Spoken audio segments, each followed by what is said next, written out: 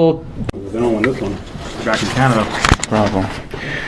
Okay, so by the way, I have some handouts if guys are interested. Obviously, you don't have to follow along, but in case that suits you better, huh? You're good. Okay, it's fine. Just press record.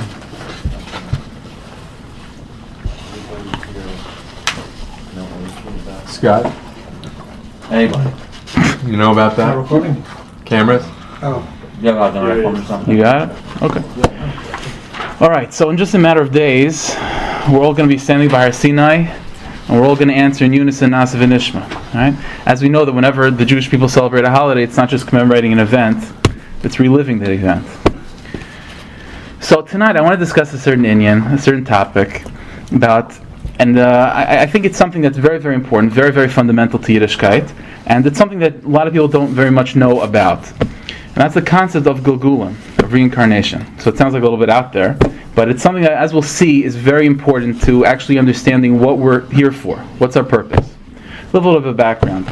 You know, when the Jewish people got together and we all said Nasa v'Nishma, right? So we accepted upon ourselves all of Torah mitzvahs, all of Yiddishkeit.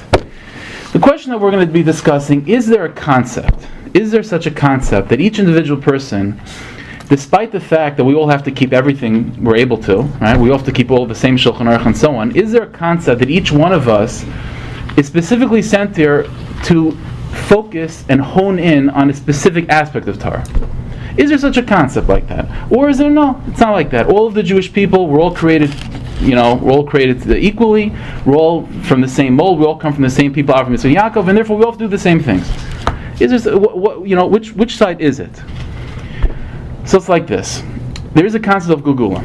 What does reincarnation mean? So again, we're not Mukabbalim, we're not Kabbalists over here, just in a very, very basic level. We know every single Jew is born, whether they like it or not, born with a Jewish soul, with a Jewish neshama. Now, the word in English for neshama is soul, right? But the truth, and therefore there's only one word for neshama. But in truth, is in Hebrew, the word neshama, there's 5 different words for the word soul in Hebrew.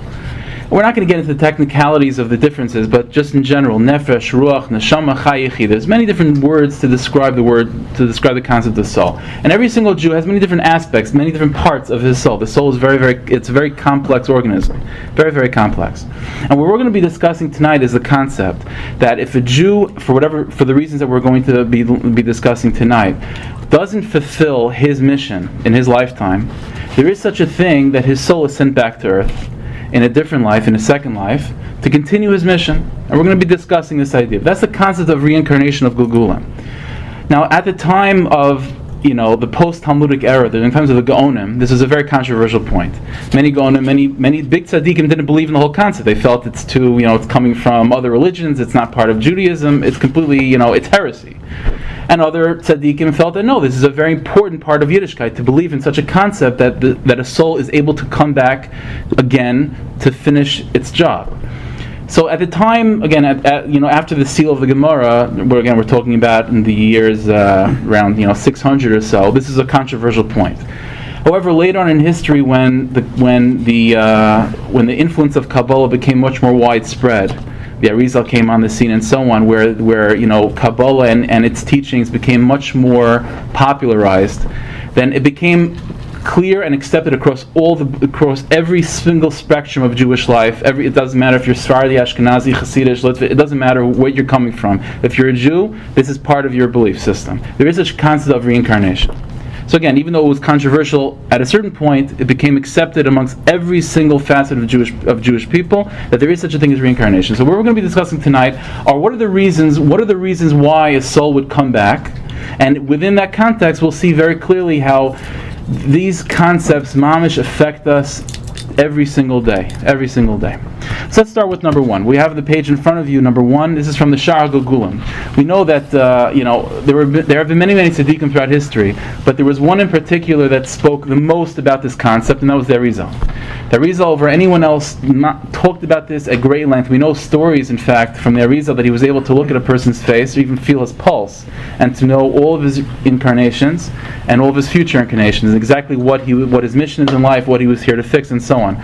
So the Arizal, we have thousands and thousands of pages written, not from the Arizal himself, but from his students, on this topic and other topics along with that. So number one, let's take a look. So there's a specific chapter in the writings of the Arizal dedicated to this concept, which is called the Shar HaGugulim, the Gate of Reincarnation. So over there he says the following thing, you should know. There are many reasons why a soul will be sent back down to earth in a second life. Harishona, so we're going to go through some of the basic reasons, and then we're going to go through each one more in depth. Harishona, number one reason why a soul would have to come back, because in its first lifetime, the person violated a certain aver, a certain prohibition. He committed a certain sin. And therefore, his entire life he could have been a pretty good guy, but for whatever reason there is a specific area of Yiddishkeit that he was nichshel in, that he fell in, that he had a difficulty in, and because of that he's going to be sent back down to specifically fix that one corner of Yiddishkeit, that one aspect, that one avera, that one prohibition that he had a difficulty with. He's going to come back down to fix it. That's number one, to fix a mistake. Number two, habez hu lasakin eza mitzvah shechasim mimenu.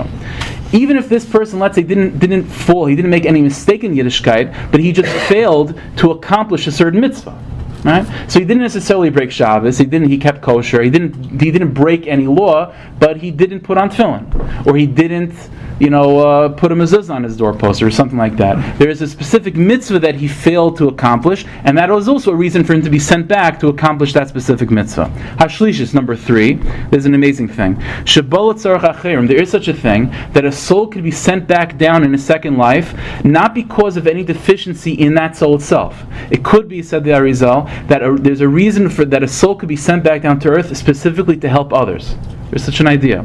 Lahadricham, in order to show them the proper path, ulasaknam, and to fix them. So there's such an idea that you can have a person that's walking down here that's not here to fix anything within himself, but here purely to help other people. So now the Arizal goes back and he explains. Hine, Harishona, if a person is sent back down for the first reason, namely that he made a mistake and he's here to fix it, right? He committed a sin, and because of that he's here to fix that mistake. Who karav l'chet. Then said the Arizal, in his second lifetime, he's going to be naturally inclined towards that sin. So a person is going to, let's say a person has a difficulty with lashon hara. He's tempted constantly by speaking negative about other people. Right? So said the Arizal, it could very well be that that's exactly the reason why he's alive right now. The exact reason why he was sent back down into this world, why he was born right now, is specifically to fix that issue of lashon hara. If a person has a natural inclination, he has a temper, a very bad temper. This is something he's struggling with all of his life. It could very well be that he's specifically here to deal with that. That's number one.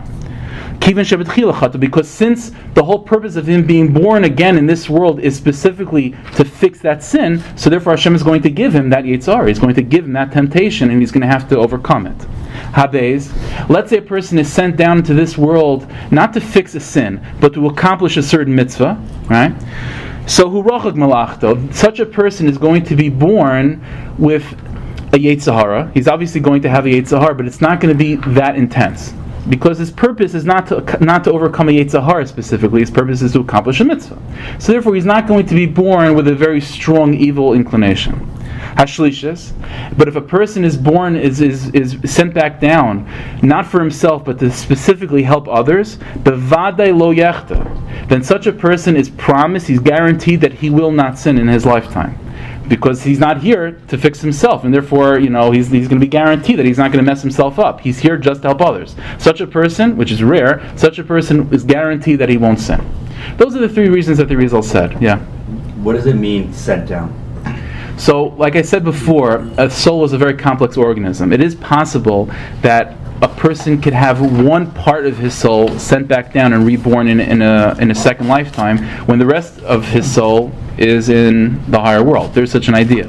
Again, how that works, that's way beyond the scope of this little share over here that I'm able to say. But it's a difficult concept. But that's the idea, that you can have one person who's a combination of a bunch of different souls all coming together in one lifetime. There's such an idea. But generally speaking, why would a soul be sent back down, or why would a part of a soul be sent back down? These are the three reasons that the Arizal taught. Is it a negative thing to be sent back down? If you are being sent back down, right? If you're being sent back down to help someone else, that's not negative. Right. That's not negative. But if you're being sent down for the first two reasons, because you committed a sin or because you didn't fulfill a certain mitzvah, there's some negative aspect to that, and the soul is not happy with this. It has no choice, just like none of us had a choice of being born. But it's not. It is a traumatic experience for a soul to be sent back down again. It is, except again, like I said, if he's sent here to help someone else, right? So soul, you said a piece of a soul. Yeah. I'm going not to go too off topic. Yeah, no problem. Someone, an individual could be mostly them, new soul, quote unquote, and then there could be. I'll tell you like this. Just Hashem decides that's just put Is there soul in such that a thing as person. a new soul? Well, like this. Okay, so is there a concept of a new soul? So there is such a concept, but it's exceptionally rare. Very, very rare. The average person, I see a guy walking down the street, almost guaranteed he's a reincarnation of someone. To have an absolutely new soul is very rare. After Mashiach comes, and specifically after the resurrection of the dead begins, that's when the new souls will start coming in. But to have a new soul nowadays is very rare. It's possible, but it's very rare. Such a person, if they have a new soul, is going to have an unbelievable potential for greatness. To have a new soul. So the average person is really an old soul that's been here maybe 10, 15, 30 times. Who knows? Regarding the Arizal? Yeah, it was Chaim Vital. Yeah. Does he, like, if it was controversial before the Arizal, but then when the Arizal came on the scene, it was no longer controversial? Does he use sources? Does he cite sources? Yeah. So the truth is like this: everything that Arizal taught can be found in the Zohar. Okay, can be found in the Zohar. I got mixed up. I thought he wrote the Zohar. No, so the Zohar was written. It's a question of who actually wrote it, but it was definitely the teachings of Rishon Bar Yochai. Rishon Bar Yochai was one of the Tanoim. He lived during the time, a little bit after the second base of Mikdash was destroyed. So why was it controversial? Sorry to interrupt. Why was it controversial before the Arena? So the reason why it was controversial is because the Zohar was taught by Rishon Bar Yochai very secretly, and was passed down from generation to generation in secret societies. The mass population, the public, were not aware of these teachings. The Arizal, what took place when the Arizal emerged was that he started teaching these concepts publicly. And the brilliance of the Arizal and the brilliance of the teachings of the Zohar just blew everything out of the water. And that was purposeful? It was purposeful, right? yeah. The Arizal saw himself as the beginning of the time period of Mashiach. No, I'm saying before that it was purposeful, Yeah. that it was secret. Oh, it was very purposeful because it was dangerous. People weren't ready for it. Yeah, exactly. So for centuries, it was kept very, very secret. So much so that there were significant groups of Jewish people that never even heard of Kabbalah. That they looked at Kabbalists. There's a famous statement from one of the students of the Ramban.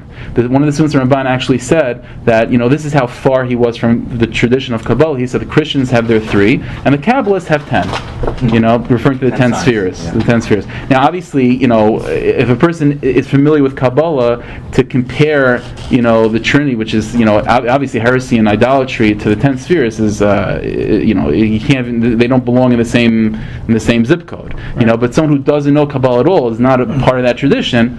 To him it might look the same. But just to show the concept that these were secrets that were kept secret, and it was only from the Arizal on, like I mentioned, that people started to become much more aware of these things.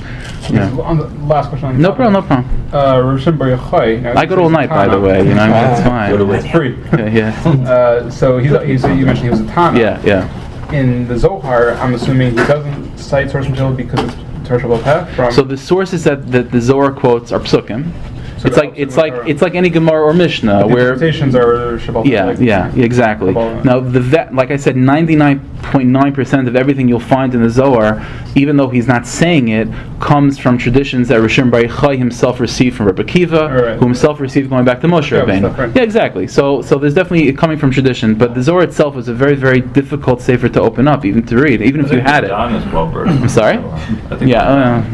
That itself is a whole discussion of what's going on in that place.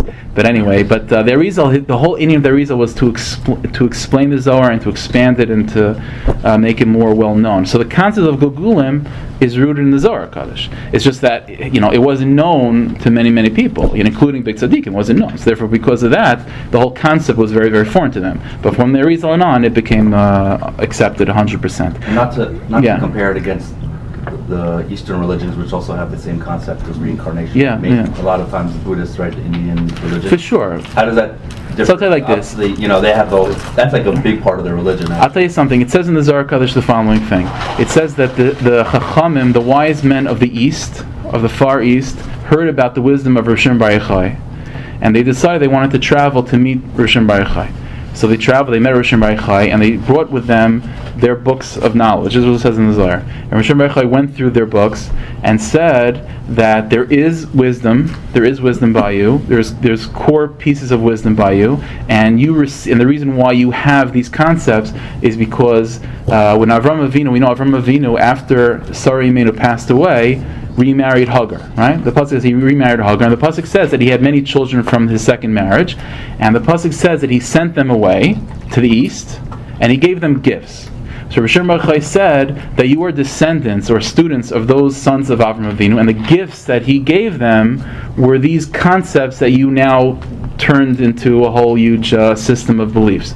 So therefore Rosh Bar Yochai told these wise men that the concepts you have are pure concepts, but I'm seeing already in your writings that it's falling into idolatry. Be careful to hold it to its source, But that's what the Zohar Kodesh says. So with that's clearly talking about the East. I don't know if this was before, but to be honest, I don't know when Buddhism started. Yeah, that was my I don't know. question. Yeah, I'm not sure, but he's definitely talking about the yogis and people like that. Very old religion. Very, very old. Yeah. So this is what the Zohar is talking about. That the concepts they have originally come from Yiddishkeit. It comes from Avram Avinu, but again, it's completely distorted, and it's very much stuck in the physical body, and eventually it all leads into idolatry and so on. But there's no question that when a person studies the concept of Gulgulim, which we'll study a little bit right now in Yiddishkeit, it's so much more complex and sophisticated and developed, way beyond any other religion that you're ever going to come across. So as we'll see.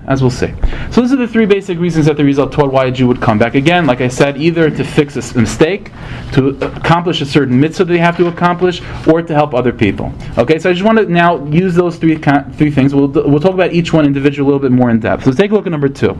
Now about the first idea that a Jew can theoretically be sent back down, can live a life for a purpose of fixing a certain mistake. So listen to what we have in number 2. This is from Tzidkas HaTzadik. This is from Reb Tzadok HaKohen. Reb Tzadok HaKohen was one of the greatest Hasidic masters. He lived in the second part of the 19th century. He died in the year 1900. This is what he writes. This is unbelievable chizuk. Kol echad yeda, every single person should know, that in whatever area of Yiddishkeit you have the stronger Yetzirah, whatever area of Yiddishkeit that you find the most difficult to deal with, hu kli muchan la'osam dvarim beyoser, you are specifically made to be unbelievably great in that specific area. We all have a tendency, let's say a person like I mentioned is born with an anger, right? And he's struggling with this his entire life. So there's a tendency to say, you know what, that's just not my thing. I can't deal with that. I'll just excel in everything else. And it's just, this is what I'm supposed to, I'm just an angry person. If a person has a problem with, controlling his eyes or controlling his mouth and so on. Okay, no, I'm weak in this, that's the way it is, I just have to focus on other things. Says Reb Tzadok, you're making a big mistake. In exactly that area of Yiddishkeit, of life, that you struggle with the most, that's specifically the area that you could excel in the most. Why? So Reb Tzadok says, you have an unbelievable potential to be pure in that area. The second line, number 2. Specifically in the areas that you find yourself sinning the most frequently. Yeida, you should know, shu kli muchan, that you are a vessel that's specifically made, liosdaika ba'oso davar, to be specifically in that area, naki ubarleva, pure and unbelievably holy. Why? Because it's coming from this idea. It could very well be that the whole reason why you were sent down to this world is to fix that one mistake. So therefore Hashem gave you that one Yetzirah that you feel is insurmountable, because that's specifically what you're here to fix. If a person is here to fix a mistake of Lashon Hara, then if he's not born with such a temptation, then he's never going to overcome, he's never going to fix that mistake. In order to fix the mistake, you have to have the temptation and overcome it. So this is unbelievable chizuk. A person goes his entire life struggling with a certain thing over and over and fall thousands of times. And he should never give up hope, because you have to realize that could be that's specifically why you're here, to keep on struggling, to keep on pushing, and ultimately, hopefully before a person passes away, to overcome it finally. And we have no idea. And what does it mean to overcome it? It could be just one time. To hold himself back from committing this sin 1,001 times. To that one last time to hold himself back. It could be that's the whole reason why a person's created. So it's an unbelievable chizuk to never give up on any specific temptation, any specific yitzhar we have, that we shouldn't look at ourselves as negative because of that. It's the opposite. It's not a negative aspect. It could be that's exactly why we're here. So that's an unbelievable. That's chizuk number one. Now, what about the second issue? The Arizal taught another concept, which was that a person can be born to accomplish a specific mitzvah. This is an unbelievable thing. So take a look at number 3. This is also from the Arizal himself. Also from Shar Gulgul. V'da, a person should know. Ki ha'adam tzarech she'yikayim kol ha'taryag mitzvahs. The truth is, said the Arizal, that every single soul, in order for it to be complete, in order for it to be perfect, to merit Olam Haba completely, must fulfill every single one of the 613 mitzvahs. Now, the problem is, to fulfill every single one of the 613 mitzvahs, not only is it very difficult in one lifetime, it's impossible, right? Because if you're, there's many mitzvahs that are only for Kahanim, mitzvahs that are only for Leviim, mitzvahs that are only for Yisraelim, like you said, for women, men, and so on. It's impossible for one person in one lifetime to accomplish all things, and therefore, it has to be, there's no question, a person has to come back multiple times in order to fulfill every single one of the 613. So therefore, it's an unbelievable thing. You ever notice that there are certain people that are just, there are certain mitzvahs that just they gravitate towards, right? I know there's a certain guy that, we all put on tefillin, hopefully, right? We were all obligated and we fulfill the mitzvah of tefillin, right? And we all know that part of the mitzvah of tefillin is to make sure that the shel rosh is above the hairline. Okay, for the most part, maybe there is someone here that's like really crazy about that. For the most part, we just put on our tefillin, whatever. We make sure that it's in the right place, and we take it off, finish. Like it doesn't. We don't become like crazy with this idea. There are people that are not like that, right? I know there's a specific friend of mine that this is one of those things that just he constantly. He has 20 mirrors constantly, when he's putting on tefillin. He has these papers that he gives out to everyone he sees about, the diagram of where tefillin should be. This is one of those things that just, it speaks to him, right? And you have another guy, I remember, the shatnez, the guy who started shatnez, right? We all know that there's a concept of shatnez, right? You're not allowed to wear wool and linen together. Okay, fine. So most of us, just added to the list of things to be careful about. What was his name? Williamsburg, after the war, right, in the 60s. So there's this person in Williamsburg in the 60s that he decided that his mission, this is going to be his thing. His project in life is going to be shatnez. He opened up shatnez laboratories, everything about shatnez. Where is this coming from? Where's this coming from? You have a person that's just naturally gravitated towards a specific mitzvah, and it could be a specific point of a mitzvah.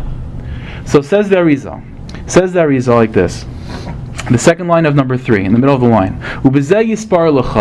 It's this idea that every single Jew, every single soul has to accomplish every single one of the 613 mitzvahs, and therefore has to come back multiple times in order to accomplish every single mitzvah that it has to do.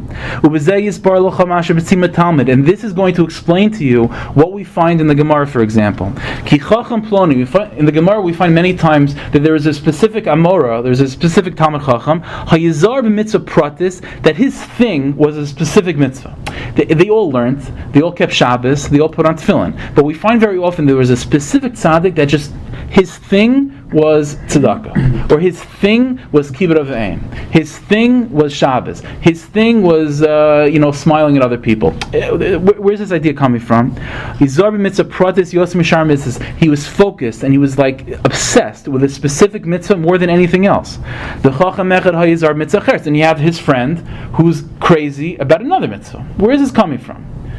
So one doesn't know anything. They'll say, okay, I don't know, whatever. It's just random. Tell you, it's not random at all. It's not random at all.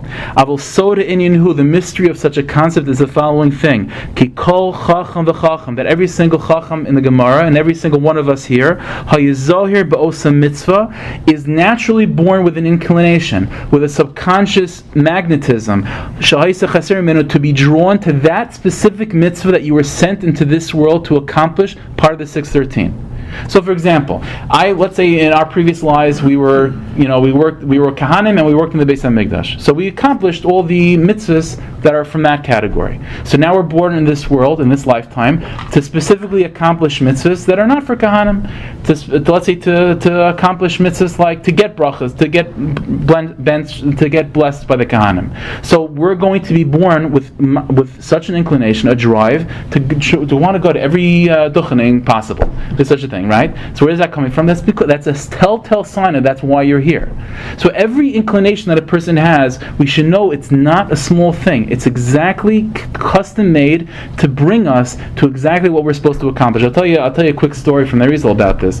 Reb Chaim Vital, like I mentioned, was the supreme student of the Arizal. So the Arizal one time told him the following thing. He said, "I know about you that you have this irrational thing that you can't stand the sight of blood." Right? There are people like that. They can't stand the sight of blood. He said every bris that you go to, you're in the back of the shul. You can't stand blood. You even hate it. Or the Rizal told him that I know about you. You even hate killing insects. There's something about like blood and guts that you just can't stand. It's true.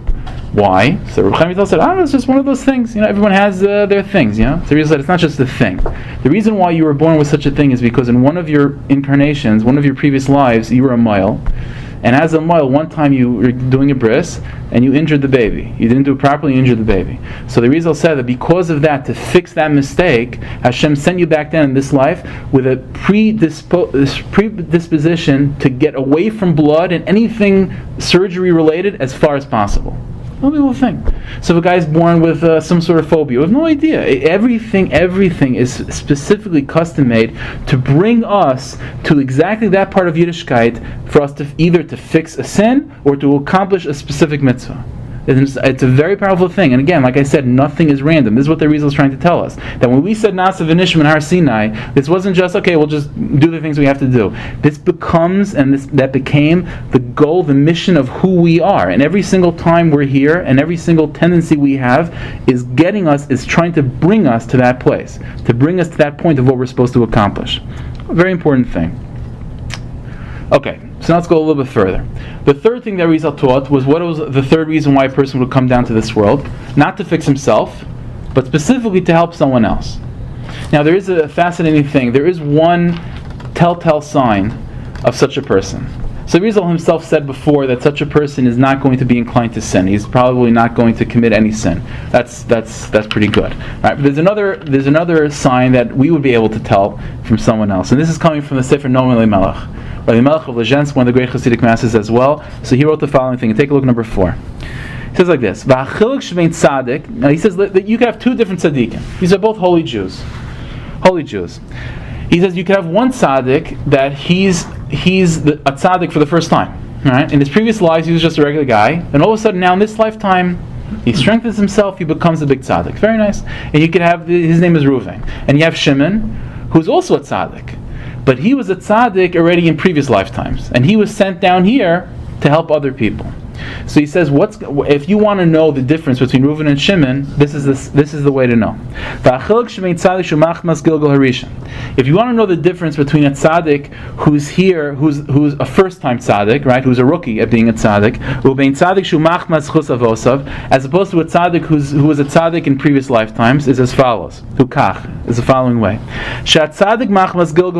If you were a tzaddik in previous lifetimes and you're sent down here again and you became a tzaddik again, you're going to have an unbelievable ability of giving good advice to other people. I'm sure every single one of us has come across this idea where you have a Talmid Chacham, a tzaddik, a Talmid Chacham, a rabbi, a very good guy, but he's just terrible at giving advice. Right? He doesn't have a good grasp on reality. There's such a thing, and it doesn't mean he's not a tzaddik, right? But you have, on the other hand, you could have rabbis and tzaddikim that are just honestly, they just know exactly what to say and how to say it, and they just know how to give good advice. What's the difference between the two? So again, randomly, I don't know, this guy, I don't know, whatever. He just has that idea, and this guy doesn't. But it's much deeper than that. Rabbi Melech is telling us that that's a telltale sign of what he was in his previous life. If this guy was a tzaddik in a previous life, then he will have the ability of giving good advice. Why? So this is what he says. Because when in his previous life he was a tzaddik, right? And then he passed away and he went to heaven, right? And when he was in heaven, part of the reward that he gets for being a tzaddik is that he's given vision of what's going to be in the future of the world.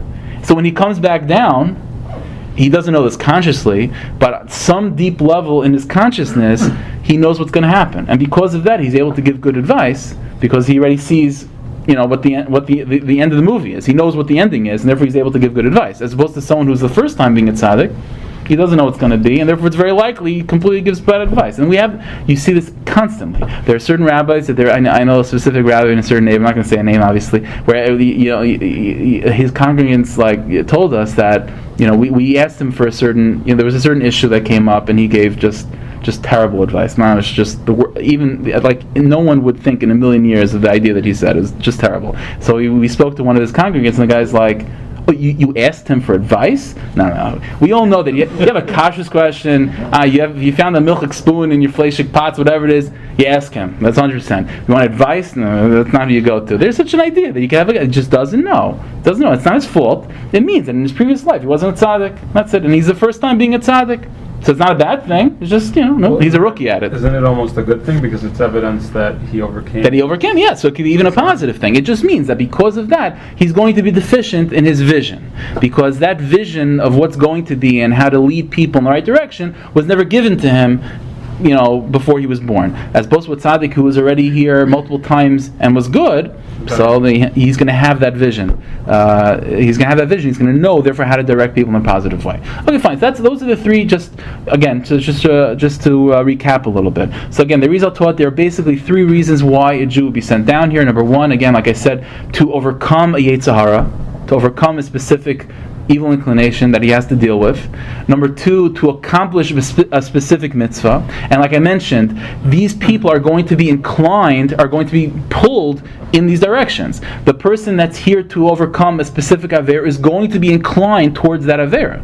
And if a person is specifically here to accomplish a mitzvah, he's going to be inclined towards that mitzvah. And the third type of Jew is not here for himself, he's here to help others. And such a person is, number one, is not going to be inclined to sinning at all, and number two, he's going to have an unbelievable ability of giving good advice. Those are the three things. Okay, now let's go a little bit further. All right, before there's any questions, feel free. But you touched on a method of being combined souls. There is such a concept. Yeah. Does that mean like multiple souls inside of one body? Yeah. So I'm saying, how does that work? I guess when you pass on. Yeah. Okay, that's a very good question. You get the reward. It's more than that. Let's say when the resurrection of the dead comes. So how many people come back? It's the same soul. More than right. Even if let's say it's the same soul coming back 50 times. So when the resurrection comes back, is it is it one body or is it 50 bodies all sharing the same soul? This is a question that the Rizal himself discusses.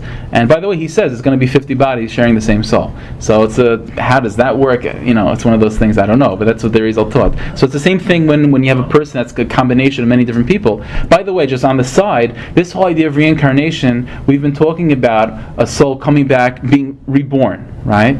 So a person, Yaakov lived from 1800 to 1890. He dies and he comes back down in 1905, whatever. There is such an idea. The Rizal also taught that you could have a reincarnation within one lifetime. In other words, you could have within you, we all have our own souls, but just as this is just on the side, there is such an idea of a soul that's considered an Ibra, a pregnant soul. What that means is that we all have our individual souls, but there is such a thing that you could have a soul, sort of another soul come into our bodies. Like a dibuk?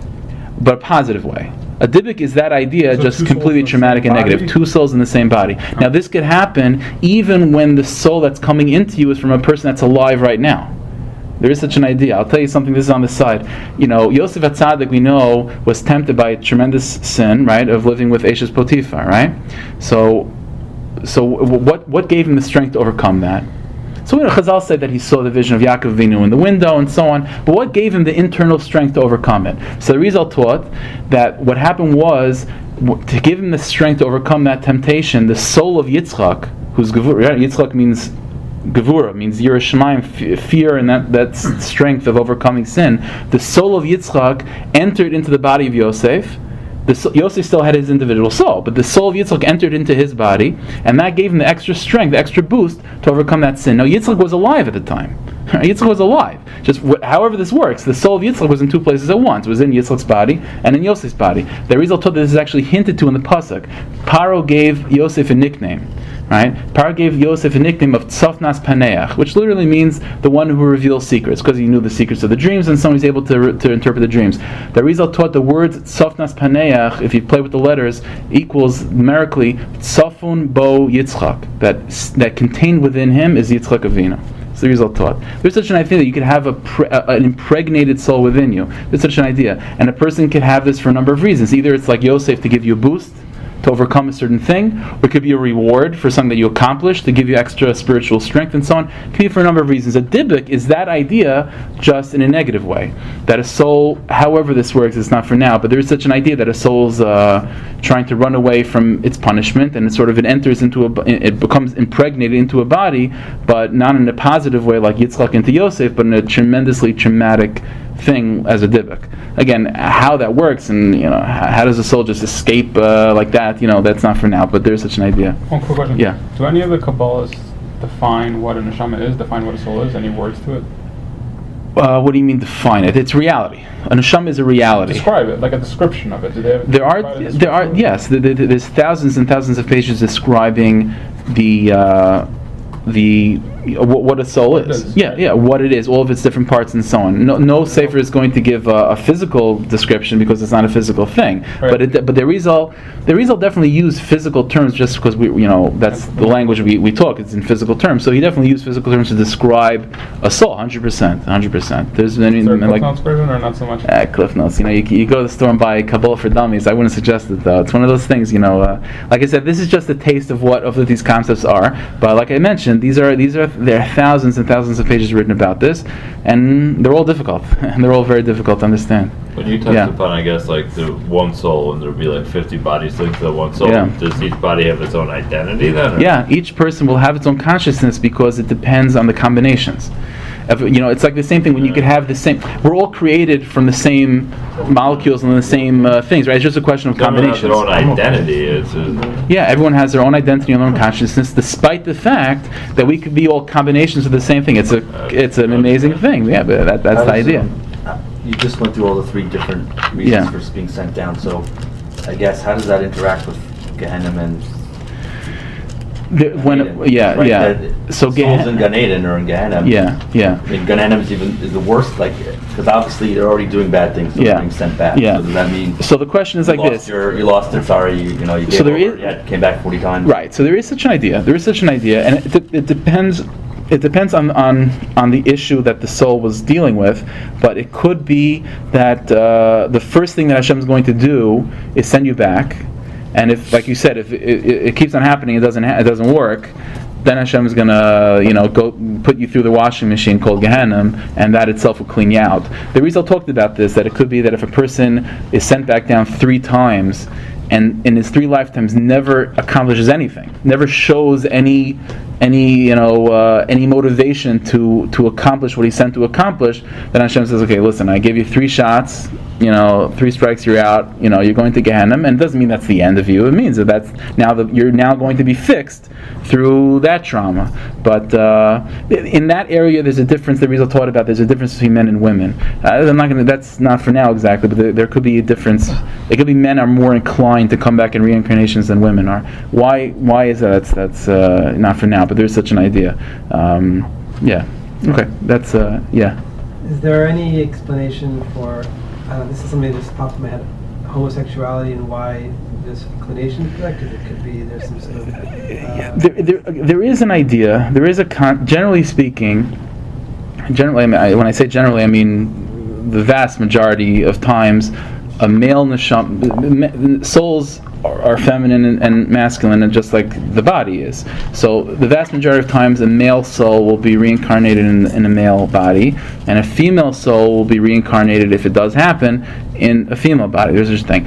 There is a concept of where that could be the line, the streams can cross. There is such an idea, but that doesn't necessarily mean that the person will be like that. It could be that sin will cause that in the next lifetime. There's such an idea. The result taught about this, but that's going to be beyond the scope of what we're dealing with. But there's such an idea, and it doesn't mean, and if this does happen, it doesn't mean necessarily a negative thing. It doesn't necessarily mean that. There have been, I'm not going to go through this now, but there have been many great tzaddikim that we know through the Mekubalim that have had that that somehow their soul was more from the feminine or from the masculine and so on. There's such an idea, and it doesn't necessarily mean the person's going to have to deal with the issue that you're touching on. But the concept is there. But I'm just saying it doesn't necessarily equal that issue. Okay, let's go a little bit further. Those are the three basic reasons. Now there's another reason, and this is specifically connecting back to Shavuos a little bit. Another reason why the Arizal elsewhere taught that a Jew can come back. So take a look at number 5. We're holding in time. We got a few more minutes, I guess. Number 5. Shagugum, again, this is from the Arizal himself. He mitzvah pratis. There is one specific mitzvah that more than any other mitzvah could be a very big reason why a Jew can come back multiple times. What's the specific mitzvah that a Jew just, it takes a while for him to do? He las the which is the mitzvah of learning. Why? V'yishkul keneged kol mitzvahs. We know that's one of the most important mitzvahs we have is to learn. V'yesh badal perushim, and we know that Torah is vast, right? Torah is very vast, and not only is Torah very vast, but it's also multi-layered, right? We know that every single pasuk we have in Chumash, every single Gemara we have, and so on. Yesh badal perushim has 4 different levels of interpretation. Shesimonim, and the siman for knowing the 4 different levels is pardes, right? We know that without getting into each one. Pshat, remez, drush. So there's the literal translation of a pasuk. There's the hint that the pasuk is trying to hint at. There's the drush, the I don't know how you translate drush in English, but the way to sort of take it out of its context and to create something new from it, and so on, and the Kabbalah and the mystery within that pasuk. So there's every single the Torah is vast, and within every so does the Kabbalah. Yeah. So every single the Torah is vast, and every single aspect of Torah is so multi-layered. Said the Arizal, v'tzarich l'troch v'lasak b'kulam. Every single soul, not only do we all have to accomplish every single one of the 613 mitzvahs, we all, in order to become who we can become, have to learn the entire Torah on every single one of the 4 levels. And again, like I said, that's something that's very difficult for a person to accomplish in one lifetime. So because of that as well, a person's going to have to come back multiple times, not just to accomplish every one of the 613 mitzvahs, but to learn every single area of Torah on all of its different levels. That's a tremendous thing, and every single person has it to do. Every soul has to do all these things? You only have 3 chances. Huh? You only have 3 chances. If you show motivation that you're trying, then Hashem will give you as much chances until Mashiach comes. You get extra lives. Yeah, exactly. But every single Jew has to accomplish this. Every single one of us has to learn the halachas of Shabbos. Every single one of us has to learn, Tanakh. Every single one of us has to learn Kabbalah. We have to learn every single one of these things with all of its different layers. To do that, it takes a lot. So there were 600,000 souls at Har Sinai, yes. Individual souls, and those are all the souls that keep coming back? Those were 600,000 root souls. Yeah. Just like on a tree, there's roots and then the branches come off and there's leaves and so on. There's 600,000 root souls, and the millions of Jews that have existed over the years somehow are coming from those 600,000 root souls. That's where it's coming from. Yeah. So said the Arizal, if a person is deficient in one specific aspect of Torah learning, according to what he's able to understand, he'll come back to accomplish that.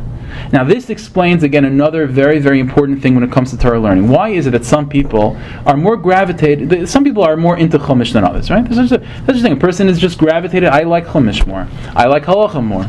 I like Kabbalah. I like Gematria. I like, what a diktuk. I don't know. There's all sorts of things. No, there are such people like that, right? Very rare. Very rare, right? I guess that at some point we all learn diktuk, I don't know, and we're all now experts in it at some point. But there is such a thing. So where's that coming from?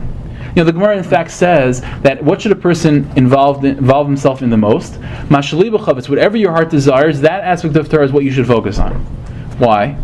So it's based on this teaching of the Rizal. Hashem created us, again, we all have to learn Kol Torah Kula, all of Torah, right? So let's say in my previous lifetime, I learned Gemara, right? I focused on Gemara and I learned all of Gemara. So if I keep on coming back down and I go to the same yeshivas, you know what I mean? And they keep on teaching me the same 7 Masechtas over and over and over again, so I'll keep on coming back down 1,000,000 times. I'm never going to accomplish anything. So Hashem created the world in such a way where every single person is naturally inclined and pulled towards that aspect of Torah that He specifically created in that lifetime to accomplish. So for example, if in my previous lifetime I learned all of Torah except for diktuk, so in this lifetime, obviously I have to learn the halacha because otherwise I'm not going to know how to function. But I'm going to be specifically gravitate towards diktuk. I'm going to love it. And other people are going to look at me like I'm crazy. Like, what do you care about dikduk for? You mapik hey, mapik, who cares? But no, to me, that's going to be like unbelievable. I just love it. And another person is saying with halacha. In their previous lifetime, they learned Gemara. They didn't learn any Shulchan Aruch. So in this lifetime, they're going to love Shulchan Aruch. So one guy looks at the other and says, "Well, I don't get. Why do you like that?" And the one looks at, "I don't know why. Why do you like that?" And each one, the reason is because that's specifically why they're here. You are here to learn Shulchan Aruch. You're here to learn Gemara. You're here to learn Dikduk. You're here to learn Kabbalah. Whatever the case may be. And a person should never judge someone else about what they like, and should never pigeonhole or stick someone in a specific corner. And again, this is the problem very often with having the yeshiva system, which is an unbelievable thing. It's a beautiful thing, but one of the difficulties that comes from it, it's a double-edged sword. Is that everyone is being put in the same system, learning the same things as everyone else, and the truth is everyone's different, and everyone has a different pull and a different natural inclination towards things, and that's a healthy, important thing. Otherwise, if you have the same, you're learning the same things over and over and over again, you're gonna have to come back. That's not the way it works. You know what I mean? Every single soul has to learn everything. That's number one. So if you have a soul that is up to Samach Pardes and soul's like dominant soul, 600 mitzvahs down. When the soul comes into someone, is that why someone may be a much better learner, like an 8-year-old kid? 100,000,000%. He's like, this is a joke. I already learned this. 100%. And he won't. And it's not going to be. He's not going to know. He's not going to have the knowledge. But he's just not going to be inclined towards it. So for example, the Rechaim Vital, like I mentioned before, the main student at Arizal, once complained to Arizal and said that it disturbs him that he's not so into halacha. Now, don't get me wrong. Rechaim Vital knew halacha. He was the chief rabbi of Damascus, so you can't, you have to know what he definitely knew halacha. But it bothered him that he was much more. When he woke up in the morning, he wanted to learn Zohar more than he wanted to learn Shulchan Aruch. And he complained to Arizal. But he said, and Arizal told him, "What are you talking about? In one of your previous lives, you were the great Mishnah Melech. I've heard the Mishnah. Mishnah Melech was one of the great commentaries on the Rambam. And in that lifetime, you learned everything that you had to learn in halacha. So in this lifetime, but the problem is the Mishnah Melech didn't open up his, he didn't learn any Kabbalah at all. So in this lifetime, you were sent back down to learn Kabbalah. So don't be upset that you're not attracted to halacha. Of course you're not attracted to halacha because you did it already once. But now you're specifically here to learn Kabbalah and focus on that.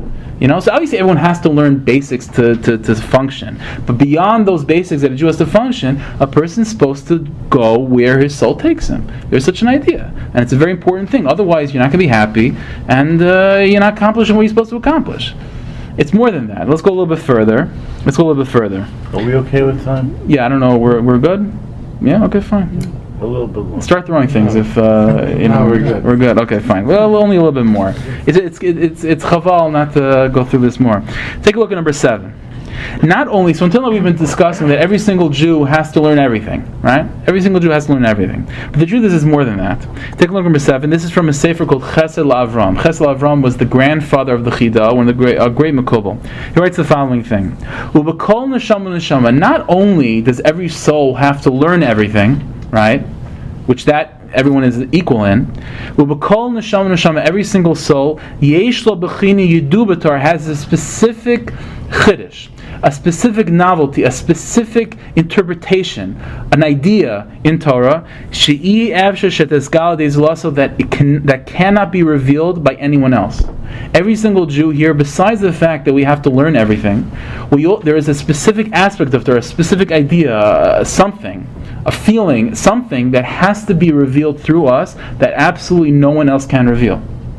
No one else can reveal, and that's another reason why a person is in his lifetime born again, to reveal that specific chiddush, novel idea, something in Yiddishkeit that no one else has said or felt before. And he goes on to say, that so specifically must reveal those secrets. And again, it doesn't mean the secret of Kabbalah, but something in Yiddishkeit that no one else has expressed, that no one else has felt or thought of. And he goes up further. Until that soul reveals its specific idea that it has to say, Hashem doesn't reveal it even to tzaddikim in Gan Eden. Others in Gan Eden will go on for centuries without knowing this idea until you down here say it. as he says. Zulasi Moshe Rabbeinu was the exception. Moshe Rabbeinu was shown everything. El Shalonitin Rishos Lagos L'Klal, but he was not allowed to reveal it, to teach it to anyone else. Every single Jew here has something to say, has something to give to Torah, has something to give over to Yiddishkeit that no one else in the history of the universe or in the future of the universe is able to say and is able to give over. And until we give that over and we bring it out of our system, even in Gan Eden, it's a held secret that no one knows. Is there a particular, or did they discuss a reason that everything was given to Moshe, but then Moshe couldn't provide it to everybody else? Yeah, the reason for that is because there is such an idea that even though we're all individual souls, there is such an idea of having a soul that's all-inclusive.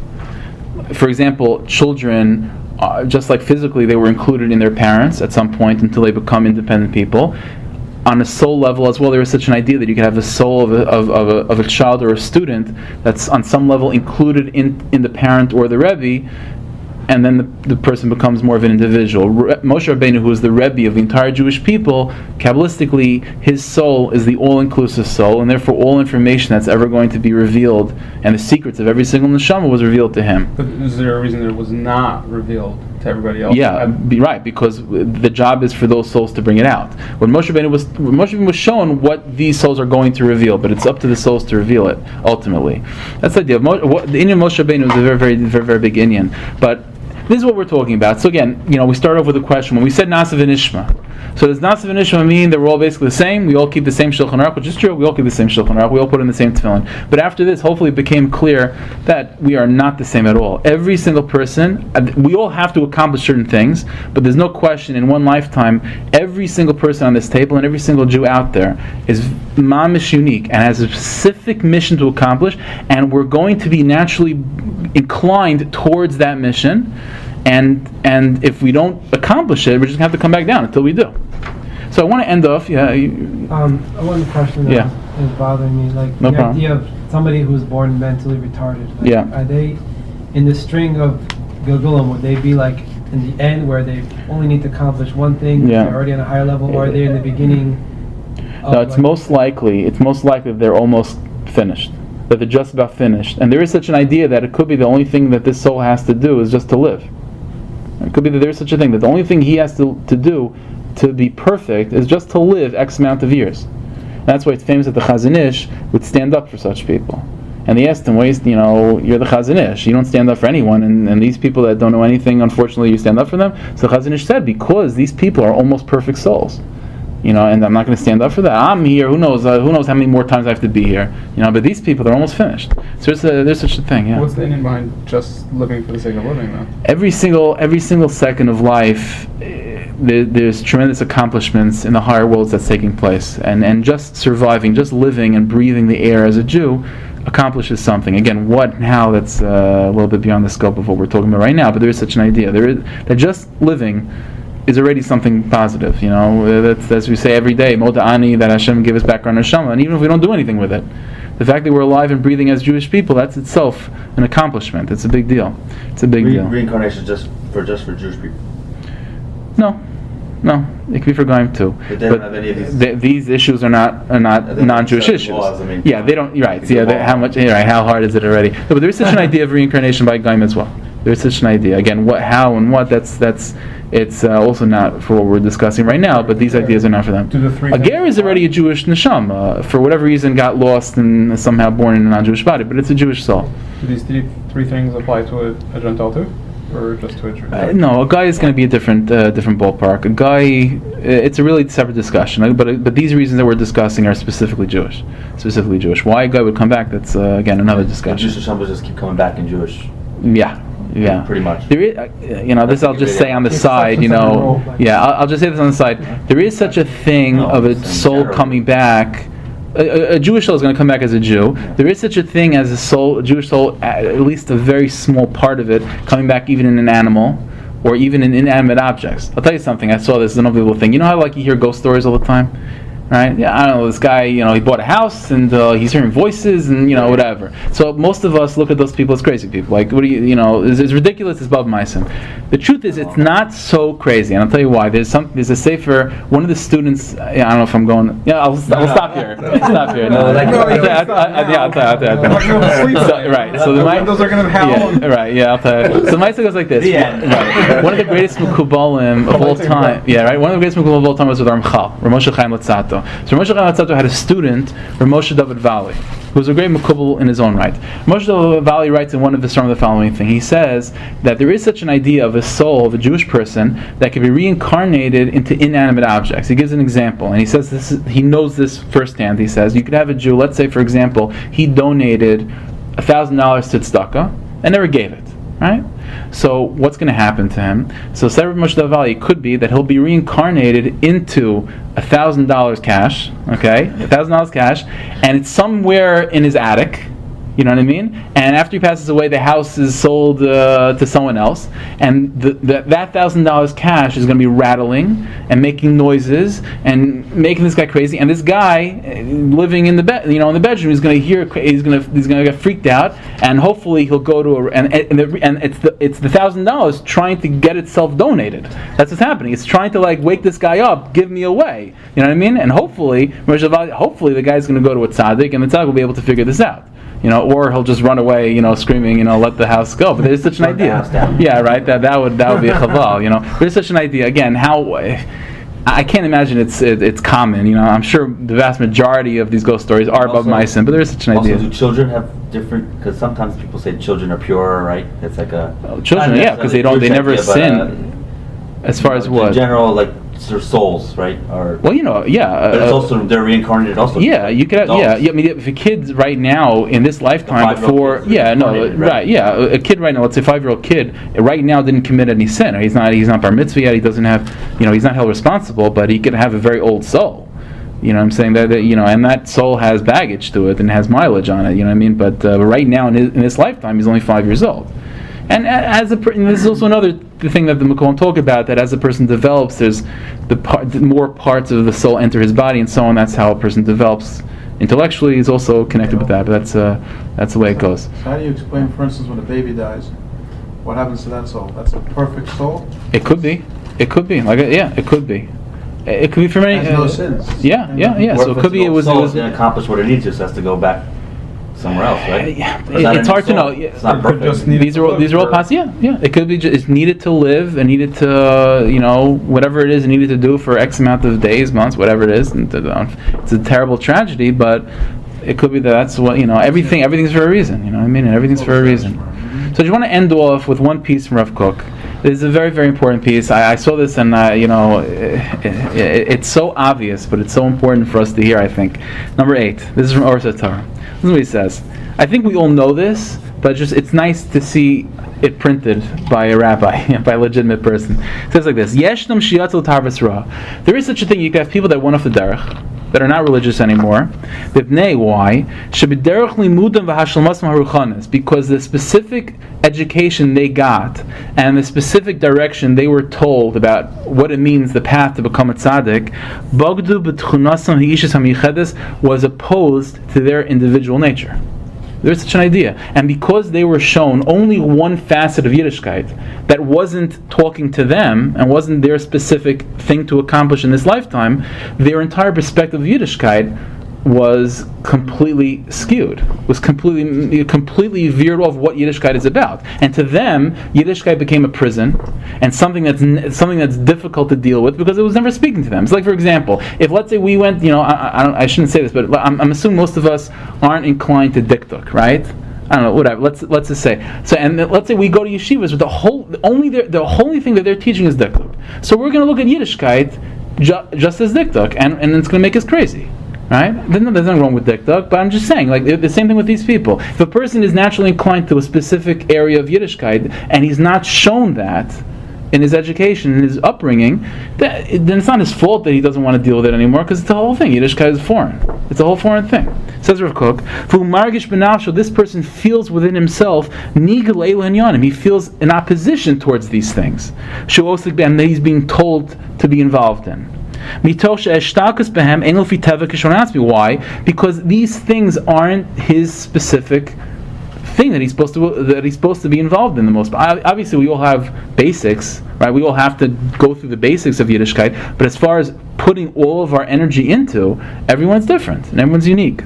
Says Rav Kook, however, if this person was only shown what aspect of Yiddishkeit speaks to him and why he's here to accomplish, that he should focus on in that area within Yiddishkeit that speaks to his individual personality and potential, then he would immediately recognize that all those feelings of opposition that he felt towards Yiddishkeit, when he was involved, he was in yeshiva in all those years,